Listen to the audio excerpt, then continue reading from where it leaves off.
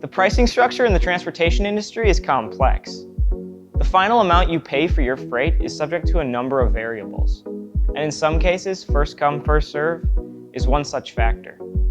But what is first come, first serve in freight shipping? Is there a way for you to save money by adding it to your operational procedures? And is it possible that you've been overpaying because you haven't utilized it in the past? Geez, I think it's time we ask an expert, don't you?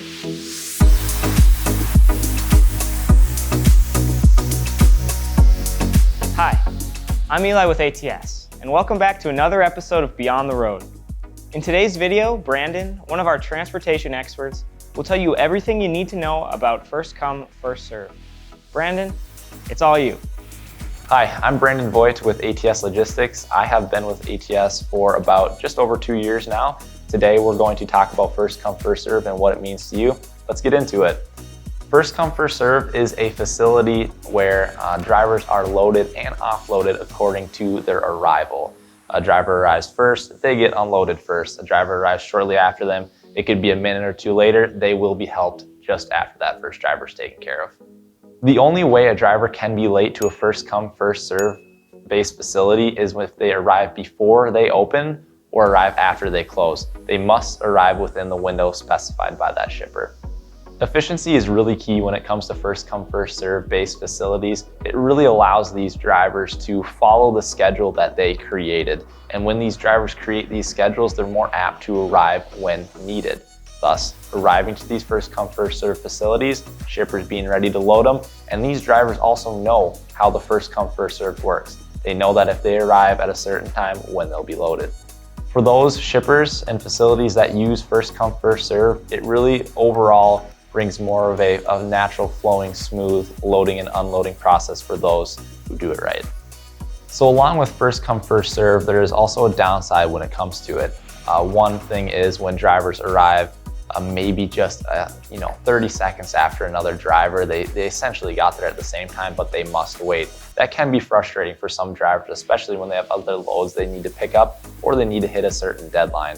Another thing is when a first come, first serve based facility has a delay, a forklift goes down or a dock door gets broken, everything really gets condensed at once and it really can delay on the next driver getting loaded. Another downside to first come, first serve is when a shipper has no drivers loading from a certain time in the morning and then all of a sudden in the afternoon, say 5 drivers show up at the same time. Frustrating for both the shipper and the drivers in that case. Sometimes loading times and offloading times can vary. It really depends on what the product is loading or unloading at that shipper or consignee. If it's palletized, generally it goes quicker. If it's floor loaded, generally takes a longer time. So knowing those commodities can really kind of tell the driver and the facilities how long it's going to take to have in the unloading and loading process. How do organizations offer first come, first serve?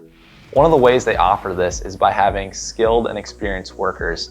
These workers have been trained to load these trucks. They have a process. A lot of the times the product is staged, ready to go. Really streamlines the operations when it comes to loading and offloading.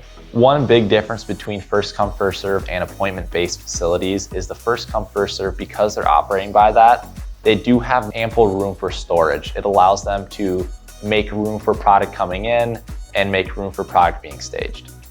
These first come, first serve facilities that employ the skilled workers that are ready to load first come, first serve, this product, the commodity, is palletized, it's ready to go.